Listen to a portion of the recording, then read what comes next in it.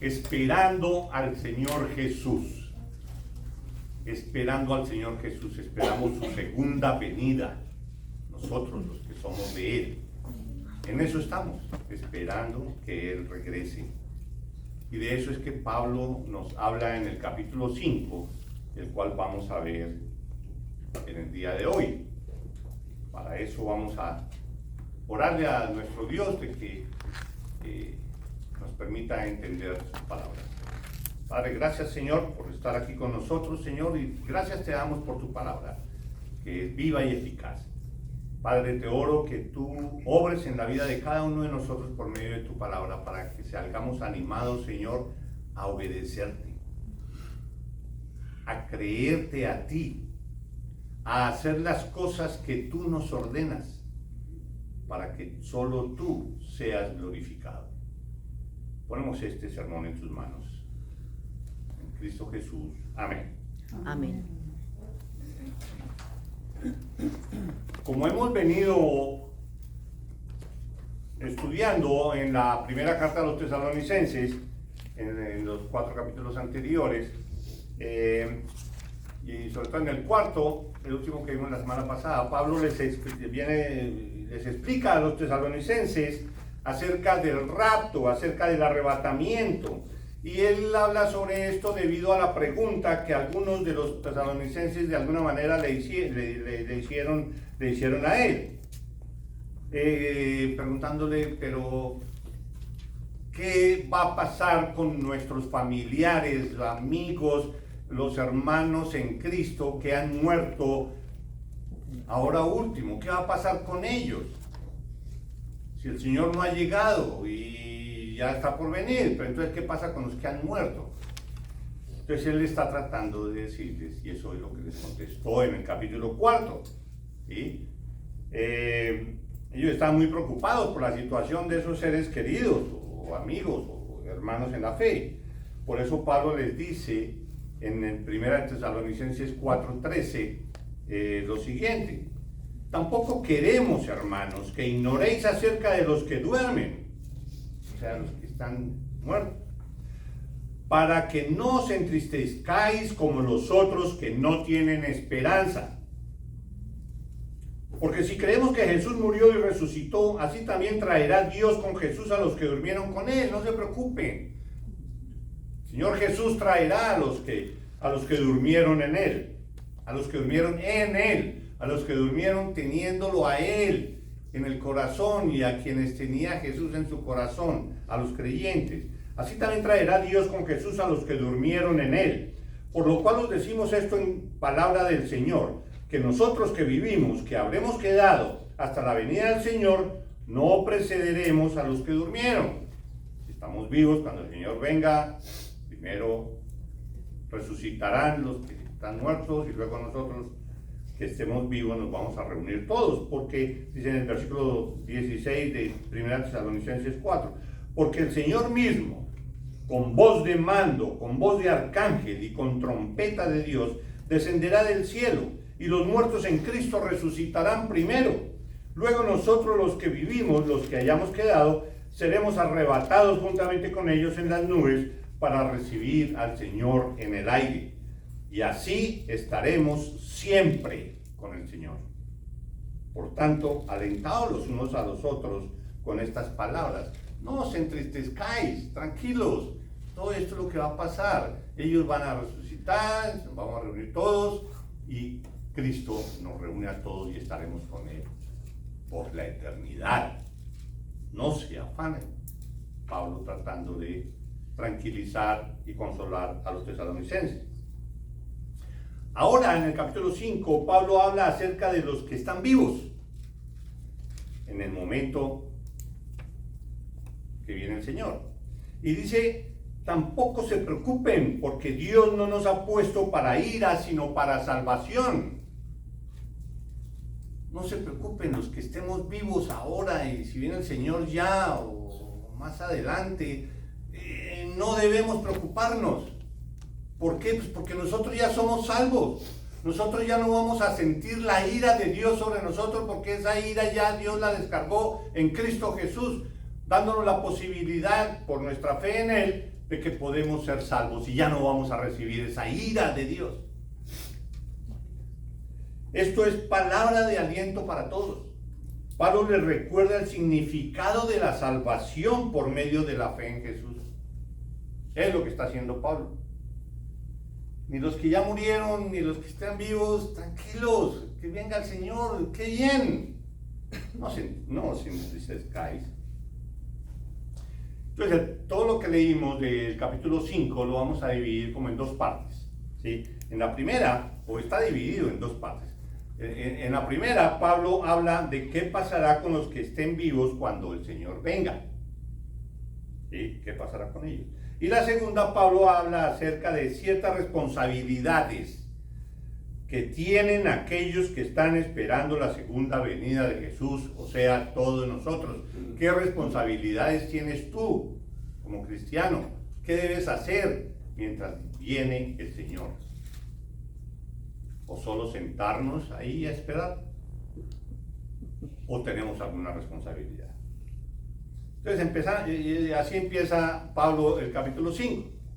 Porque acerca de los tiempos y de las ocasiones, o sea, los detalles de la venida de Jesús, que Él viene mañana, que Él viene en 1000 años, que Él viene pasado mañana, que ya es el fin de los tiempos. Acerca de los tiempos y de las ocasiones, no tenéis necesidad, hermanos, de que yo os escriba, que yo les trate de aclarar eso. No, de eso no hay necesidad. Ustedes deben estar tranquilos por ese lado, ni siquiera pregunten sobre eso, ustedes vivan su vida cristiana. Dice el versículo 2, porque vosotros sabéis perfectamente que el día del Señor vendrá así como ladrón en la noche. ¿Podremos saber cuándo venga? Si Dios por medio de Pablo aquí nos está diciendo que vendrá como ladrón en la noche. Que cuando digan paz y seguridad, entonces vendrá sobre ellos destrucción repentina, como los dolores a la mujer encinta, y no escaparán. O sea, la segunda venida de Cristo Jesús, el día del Señor, será sin aviso. Nadie sabe. Puede ser ahora, puede ser dentro de 100 años, 30, no sabemos. Será sin aviso en cualquier momento. Pero eso no debe angustiar a nadie ni preocupar a ningún creyente.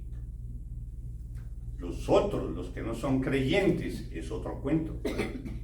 Pablo les dice que no hay necesidad de hablarles de los detalles del cómo ni el cuándo, pues ellos ya saben muy bien que cuando venga el Señor vendrá así de un momento a otro, como ladrón en la noche. Y ustedes saben que eso de lo de como ladrón en la noche fue la misma idea que dijo Jesús en Mateo 24:42. Jesús dice lo siguiente: velad. No es que no hagan nada, no, velad. Pues, porque no sabéis a qué hora ha de venir vuestro Señor. Velad. Pero sabed esto, que si el padre de familia supiese a qué hora el ladrón habría de venir, velaría y no dejaría minar su casa. Por tanto, también vosotros estad preparados, porque el Hijo del Hombre vendrá a la hora que no pensáis. Y ahí es cuando Jesús dice, cuando mismo Jesús dice, eso sucederá en cualquier momento. Momento. Nadie sabe en qué momento va a venir el ladrón a robar la casa. No, en cualquier momento, y así vendrá Jesús. Entonces, Pablo les dice que no hay necesidad de que les hable de eso, porque pues, ellos deben estar seguros de que ya son salvos, y que no hay necesidad de saber en detalle en qué momento va a suceder, porque no lo sabe nadie, solo lo sabe Dios, solo lo sabe Dios. Aquí habla Pablo del día del Señor. No habla de la venida de Jesús, habla del día del Señor. Y esa frase aparece muchas veces en la Biblia, pero voy a leer solo dos de ellas. ¿Sí? Una en el Antiguo Testamento y otra en el Nuevo Testamento. En el Antiguo Testamento, cuando se habla del día del Señor, habla podemos buscar ahora, bueno, lo pueden leer después en Sofonías. Si es que alguna vez han leído el libro de Sofonías, hay que buscarlo, el libro de Sofonías, versículo 1:14. Entonces ahí habla del juicio y de la justicia para los que no obedecen a Dios. Ahí habla del sufrimiento. Un significado del día del Señor. Ese día del Señor va a ser de sufrimiento. Y se está refiriendo a los que desobedecen a Dios. Van a tener justicia. Van a sufrir un juicio y van a tener justicia y van a sufrir mucho. Dice ahí en Sofonías 1:14. Pero en cambio en Isaías 12:1. En Isaías 2:1. ¿sí? En cambio ahí habla de liberación. Ese día va a ser de liberación. Ese día va a ser de justicia también, pero en otro sentido, va a ser de justicia y paz para los que creen a Dios y le obedecen. Isaías 2:1. En el versículo 3 de lo que estamos hablando hoy, del capítulo 5 de Tesalonicenses, dice: el día del Señor será cuando digan paz y seguridad, entonces vendrá sobre ellos obstrucción repentina. Aquí se está refiriendo Pablo a que en el momento menos pensado. De pronto va a ser un momento donde todo esté tranquilidad y todo el mundo va a decir: hay paz y seguridad, estamos bien, tranquilos, y ¡pum! En ese momento es cuando va a venir el Señor por segunda vez. Una forma diferente a como está presentado en otras partes, ¿sí? Donde se habla de que habrá destrucción, habrá terremotos, habrá de todo esto. Pero aquí dice Pablo que cuando se esté diciendo paz y seguridad y todo el mundo esté confiado, en ese momento vendrá Cristo Jesús a aplicar la justicia. Y va a ser un día de sufrimiento para los que no creen en Él. Y va a ser un día de gozo para todos nosotros que estamos velando por su venida. Pero Pablo dice paz y seguridad, entonces vendrá sobre ellos obstrucción repentina. El cristiano entonces debe estar alerta. ¿Y cuándo va a venir? Sí, pero sin angustia ni preocupación. Pues ya sabemos lo que nos espera. Ya sabemos lo que nos espera. Gozo y paz en el Señor. Eso es lo que vamos a tener. Que venga así, que venga así, que ya viene, no, que pasado mañana, no, eso nosotros, los cristianos, tranquilos, porque si llega, va a ser para gozo y paz. Ojalá venga ya.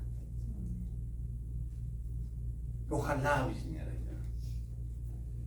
El creyente incluso no será, para nosotros no será una sorpresa, porque nosotros, de acuerdo a lo que dice Pablo, nosotros debemos estar vigilantes. Que llegó, qué bien, con gozo lo estamos esperando. Para el no creyente será una sorpresa y será de destrucción y justicia, y va a ser en el momento menos pensado para los no creyentes. Versículo 4 y los que siguen, sigue hablando del mismo tema, la segunda venida, el día del Señor. Mas vosotros, hermanos, no estáis en tinieblas para que aquel día os sorprenda como ladrón, porque todos vosotros sois hijos de luz e hijos del día. No somos de la noche ni de las tinieblas. Por tanto, no durmamos como los demás, sino velemos y seamos sobrios. Seamos sobrios. Velemos, estemos pendientes, con ansias de que llegue Cristo Jesús, y seamos sobrios, con dominio propio. No nos dejemos alterar por esta noticia aquí, esta noticia allá. Seamos sobrios, estemos tranquilos, sobrios en nuestros sentidos.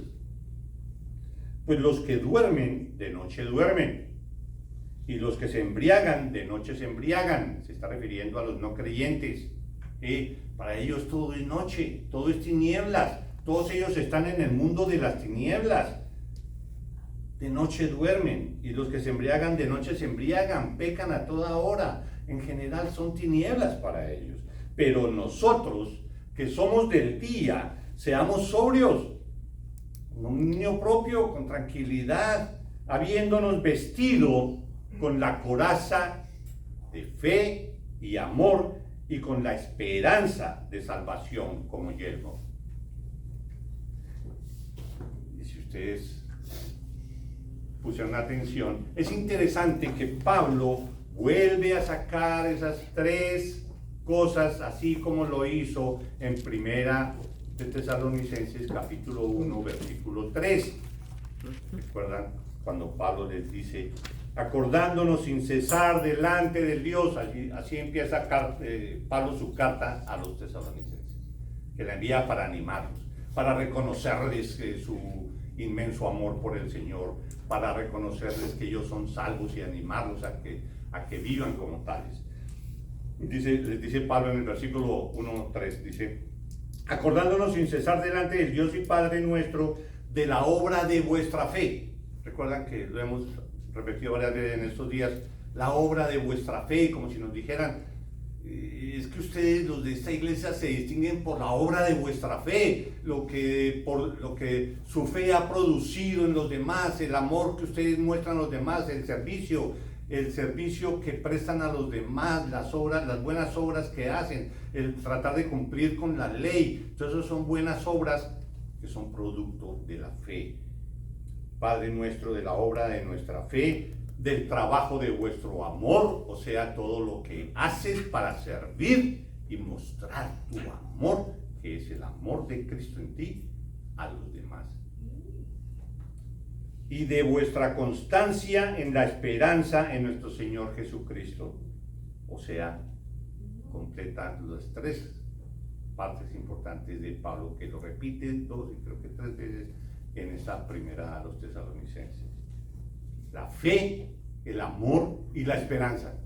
Después en Corintios también habla de esas mismas tres cosas. Fe, amor y esperanza. ¿Cómo estás tú con eso? ¿Cómo estás tú al respecto? Tú te distingues por la obra de vuestra fe, por el trabajo de tu amor y por la esperanza que tienes en Cristo Jesús. Es lo que le está diciendo Pablo. Pero nosotros somos del día, nosotros ya somos salvos, seamos sobrios, seamos tranquilos, entendidos de las cosas. Porque nosotros ya estamos revestidos con la coraza de fe y de amor y con la esperanza de salvación, que es el yelmo que tenemos como hijos de Cristo, como hijos de Dios. Pablo sigue afirmando que los creyentes están seguros que no reciben castigo. Eso no está recordando Pablo al decir en el versículo 9, porque no nos ha puesto Dios para ira, sino para alcanzar salvación por medio de nuestro Señor Jesucristo, quien murió por nosotros para que ya sea que velemos o que durmamos, vivamos juntamente con Él. ¿Qué vamos nosotros los cristianos a estar pensando? No, es que el día del Señor, es que la segunda venida del Señor, es que de pronto es mañana, ¿qué vamos a hacer? ¿Va a venir la ira de Dios sobre nosotros? No, porque no nos ha puesto Dios para ira de Él. La ira del Señor se va a descargar en ese momento, sí, pero sobre los no creyentes, no en ti. Tú debes estar tranquilo, tú ya estás asegurado. Cristo Jesús murió por nosotros. ¿Para qué? Precisamente para eso, para ya que nosotros no suframos esa ira de Dios. Eso lo debemos tener muy claro. Y nosotros no seguir esperando con miedo, de pronto viene y nos va a castigar Dios. No, no es así. Ya no sufriremos la ira de Dios. Hemos sido salvos de la ira de Dios. Porque por medio de la fe, lo que pagó Cristo en la cruz se nos adjudica por haber tenido esa fe. Podemos estar seguros de eso. Ya no sufriremos esa ira de Dios. Yo creo que vamos a sufrir mucho de todas maneras en medio de todo. ¿Sí? Vamos a sufrir por nuestros seres queridos, por nuestros familiares que no recibieron al Señor Jesús en su corazón. dice que sí van a sufrir la ira de Dios. Y ahí vamos a sufrir. Pero no va a ser, pero ese sufrimiento, digamos, va a estar cubierto completamente en nosotros, con el gozo que vamos a tener en ese momento por estar con el Señor Jesús, que es un gozo indescriptible que no se puede comparar con nada, de acuerdo a la misma Biblia. En Juan 14, y Él va a venir, Jesús va a venir, así como dice en Juan 14, 2, dice, en la casa de mi Padre muchas moradas hay, si así no fuera, yo os lo hubiera dicho, voy pues a preparar lugar para vosotros. Es lo que estamos esperando nosotros, a Jesús que venga y nos diga, este es el sitio tuyo. Y si me fuere y os preparare el lugar, vendré otra vez y os tomaré a mí mismo, para que donde yo estoy, vosotros también estéis. Eso es lo que va a pasar. ¿Vamos a tener angustia nosotros por eso? No, todo lo contrario. Nuestra esperanza no es ilusoria. Nuestra esperanza es real. Cristo lo hizo, Cristo lo dijo, Cristo lo prometió. Cristo es Dios. Cristo ha demostrado que Él es el que hace todo. Y todas las cosas que existen, existen porque Jesús hizo que existieran. Y si Él promete esto es porque es real, porque es Dios. Como consecuencia de todo lo anterior, Pablo sigue diciendo lo siguiente en el versículo 11. Por lo cual, animaos unos a otros y edificaos unos a otros, así como lo hacéis. Si ven a alguno de tus hermanos que está decaído por esa situación, que viene el Señor, no, hombre, no. Animaos los unos a los otros y edificaos unos a los otros. Nadie sabe cuándo viene el Señor. Cuando venga, vamos a estar gozosos, no con miedo, como los que no lo son. Evitemos las discusiones sobre ese tema. No nos enredemos en discusiones del análisis de cómo van a ser los detalles primero del arrebatamiento, no, que el arrebatamiento viene después, que no, que Jesús viene antes, no, que viene durante. Todas esas discusiones, no nos metamos en esas discusiones. Al fin y al cabo nosotros no somos salvos por qué es lo que tú crees, que Jesús viene antes del arrebatamiento, o viene después del arrebatamiento, y que si existe el gobierno de 1000 años o no existe, o lo que sea. Eso no es lo que nos salva. A nosotros nos salva es Cristo Jesús, lo que hizo Él en la cruz, y la fe nuestra en lo que Él hizo en la cruz. Pagar y sufrir precisamente esa ira de Dios por cada uno de nosotros. Amén. Lo otro, tú puedes tener una posición, que la posición que sea, pero ten en cuenta que eso no es lo que nos salva. Lo que nos salva es la fe en Cristo Jesús. Y mientras Jesús vuelve, los cristianos debemos servir a los demás. Nosotros debemos vivir a Cristo, vivirlo, mostrarlo.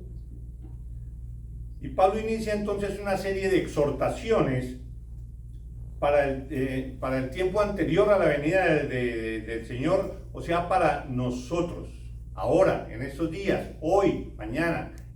Pablo viene y nos exhorta qué es lo que nosotros debemos hacer. Por eso dice, y lo divide en varios aspectos. Primero, el respecto a la iglesia, hacia los que dirigen la iglesia, hacia los pastores, hacia los líderes de la iglesia. ¿Cuál es la actitud de los miembros? ¿Cuál debe ser la actitud tuya respecto de los pastores? Os rogamos, hermanos, que reconozcáis a los que trabajan entre vosotros y os presiden en el Señor y os amonestan, y que los tengáis en mucha estima y amor por causa de su obra. Tened paz entre vosotros. Dios es el que ha puesto a esas personas como pastores por algo, para algo. Entonces, reconozcan su trabajo. Reconozcáis a los que trabajan entre vosotros y os presiden en el Señor. Tenlos en mucha estima y amor por causa de su obra.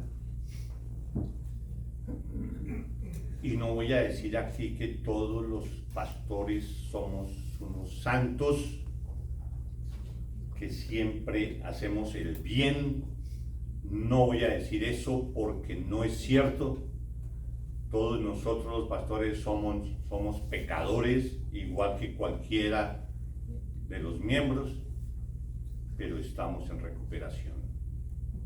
Estamos en nuestro proceso de santificación, pero al menos Dios nos ha puesto en este lugar donde hay que obedecer la palabra de Dios, y Pablo nos dice que reconozcáis a los que trabajan entre vosotros y os presiden, tenlos en mucha estima y amor. A fin y al cabo se está haciendo una labor que honra a Dios, que glorifica a Dios, que es ¿cuál? Pues hablar de la palabra de Dios, presentar la palabra de Dios, tratar de explicarla. ¿Y qué es eso de un sermón? ¿Qué es eso de la explicación? ¿Por qué hay necesidad de hacer eso? Porque es la forma como Dios ha establecido para que nosotros, cada uno de los miembros, sepa o aprenda a leer la Biblia, a interpretar la Biblia, a leerla y buscarle el verdadero significado, y que pueda surtir su efecto en la vida de cada uno de nosotros cuando la leamos, ¿sí? Con esto que se hace en la predicación es mostrar qué es lo que en realidad está diciendo Dios en un versículo, en un pasaje, en un libro, para que nosotros después, cuando lo leamos, entendamos más a profundidad. No se puede un miembro quedar únicamente con la predicación. Lo que se dice en una predicación está demostrado que esto se olvida, o mejor, que a los 3 días apenas por ahí un 10% de lo que se dijo, las personas medio se acuerdan. Pero lo que sí queda y grabado y por más tiempo es lo que tú mismo estudias, lo que tú mismo extractas de la palabra. Entonces, la forma como se extracta de la palabra, eso es lo que se trata de hacer en una predicación. Y eso es lo que cada uno de nosotros debemos aprender. Ahora, segundo, Pablo trae tareas y exhortaciones para los miembros respecto de los otros miembros. Mientras viene el Señor, tú que te vas a quedar sentado ahí mirando a los otros de la iglesia ahí normalmente sin hacer nada. No, tienes tu papel. También os rogamos, hermanos, que amonestéis a los ociosos. Tú ves a alguien por ahí que no hace nada, que ni siquiera lee la palabra, no va a ninguna reunión, está como ocioso en cuanto a los asuntos espirituales, está como perezoso, no hace las cosas mínimas que debe hacer, no le pone ánimo a aprender de la palabra. Amonéstalo. Tú, es tarea para ti como miembro, amonesta al ocioso. Alienta al que tenga poco ánimo. Nos sucede, nuestro ánimo parece una montaña rusa, sube y baja. A veces estamos bajo y necesitamos el apoyo de ustedes.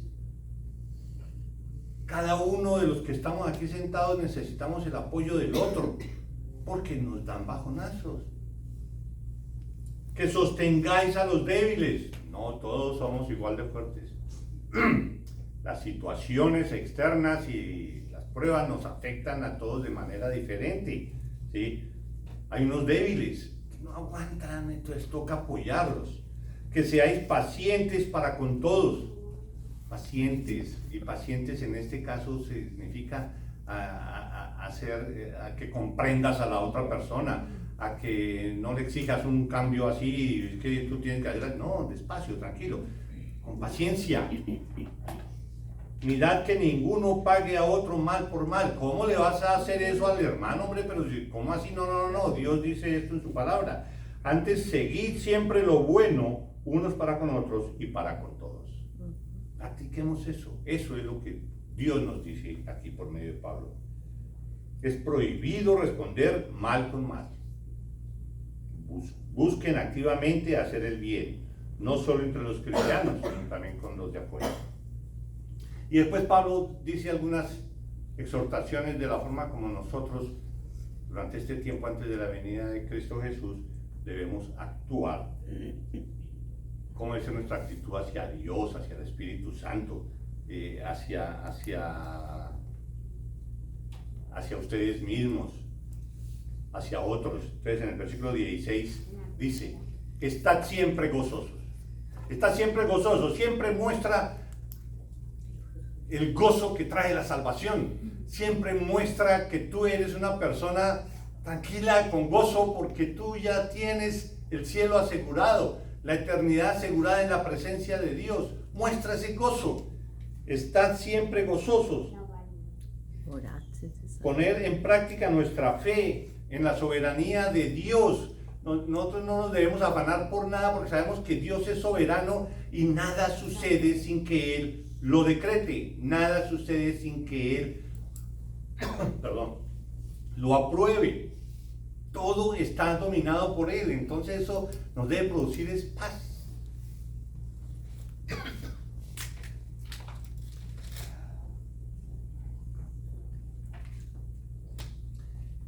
Te afliges por una enfermedad, bueno, es muy humano, sí. Pero en medio de ese sufrimiento, en medio de ese dolor, debemos estar gozosos porque sabemos para dónde vamos. Así nos muramos de esa enfermedad, sabemos para dónde vamos y eso nos debe producir gozo. Vamos a estar con el Señor. Difícil, es fácil decirlo, muy difícil hacerlo en la práctica, pero con la fuerza del Espíritu Santo podemos hacerlo y vivir en gozo. Estad siempre gozosos, orad sin cesar.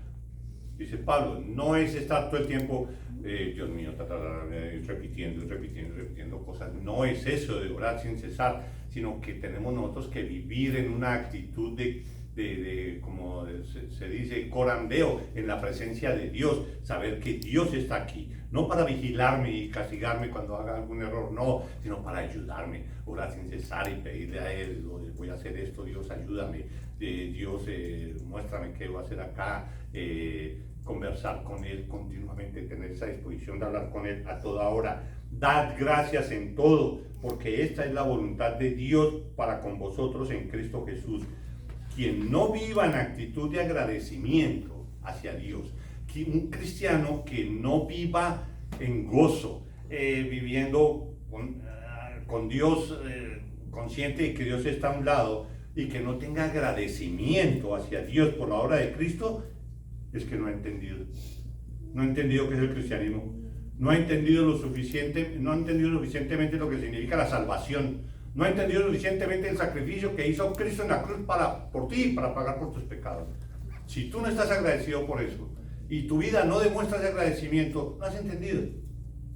Tienes que devolverte y revisar, y estudiar, y conocer más de la salvación, y conocer cuál es la obra del Espíritu Santo, y qué hizo Cristo en la cruz, y cuál es el significado de esto, y yo que estoy ahí, yo pecador, ¿qué tengo que hacer?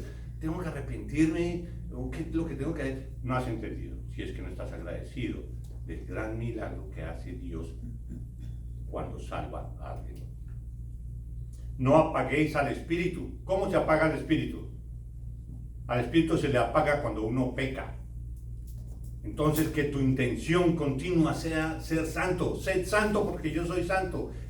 Si pecas, contristáis al Espíritu Santo.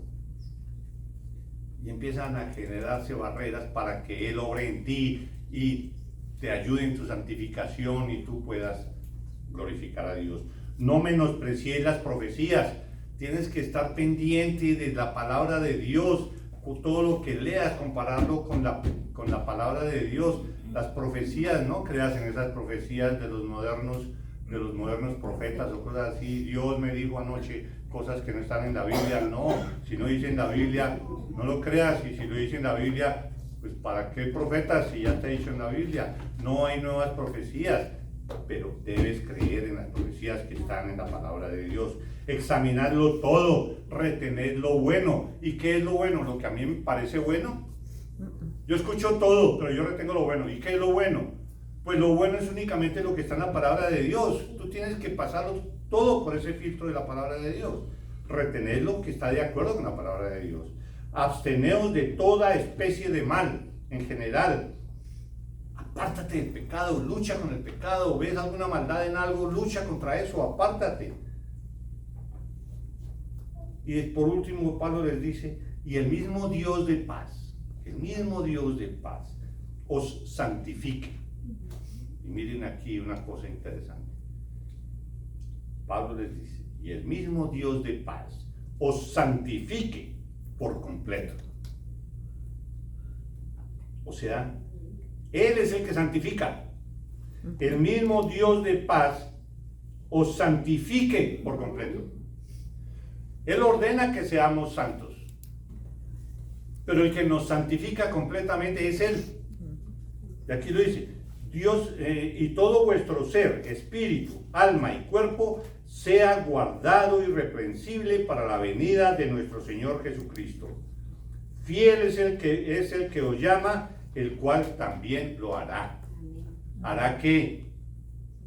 La santificación y el estar así santos para la venida del Señor, y estar velando y estar pendientes de los otros hermanos y estar tratando bien a sus pastores y todo eso. Eso es lo que nosotros tenemos que hacer. Eso es lo que Pablo nos dice que hagamos. Dios por medio de Pablo. Sed santos porque yo soy santo. Y ya Pablo termina su carta mandando saludos a los de Tesalónica. Hermanos, orad por nosotros, saludad a todos los hermanos con ósculo santo, con beso santo. Antes se usaba mucho el beso en la mejilla. Os conjuro, o sea, les ordeno con autoridad de que por favor, les conjuro por el Señor que esta carta se lea a todos los santos hermanos. La gracia de nuestro Señor Jesucristo sea con vosotros.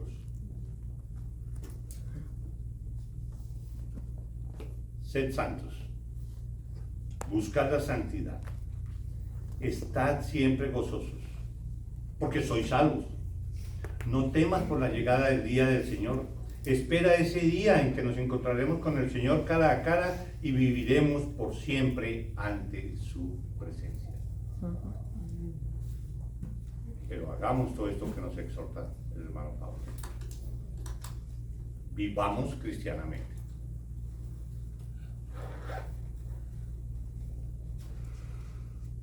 Cuando lleguen a sus casas o el tiempo que quieran, léanse Tito capítulo 2. Les recomiendo. Muy buenas exhortaciones allí, en Tito capítulo 2. Pero tú, habla lo que está de acuerdo con la sana doctrina, que los ancianos sean sobrios, serios, prudentes, sanos en la fe, en el amor, en la paciencia. Las ancianas, que hay algunas, las ancianas asimismo sean reverentes en su porte, no calumniadoras, no esclavas del vino, maestras del bien, que enseñen a las mujeres jóvenes a amar a sus maridos y a sus hijos, a ser prudentes, castas, cuidadosas de su casa, buenas, sujetas a sus maridos, para que la palabra de Dios no sea blasfemada. Esa es una de las cosas que aquí en Tito se recomienda para cada uno de nosotros. Y hay más, porque va desde el versículo 2 hasta el versículo 15. ¿Sí? Leanlo en la casa. Acuérdense, Tito, capítulo 2. Para que sepas qué es lo que tienes que hacer ahora. Vamos a orar. Padre, gracias Señor por tu palabra, gracias porque nos aseguras que debemos estar en paz y con gozo, Señor, esperando la segunda venida de tu Hijo, Señor. Gracias porque nosotros vivimos en luz y no tememos a las tinieblas. Padre, gracias porque tú nos salvaste. Gracias porque por medio de tu Hijo, Señor, tú descargaste toda la ira que nosotros merecíamos, la descargaste sobre Él. Y Él, por su amor, la recibió en lugar nuestro. Padre, gracias por dejarnos recordar este hecho, Señor, y de tenerlo presente todos los días. Ponemos nuestras vidas en tus manos, Señor. Sigue transformándonos, Señor, porque deseamos ser cada día más parecidos a la imagen de tu Hijo. Te damos gracias, Señor, en nombre de Cristo Jesús. Amén. Amén. Amén.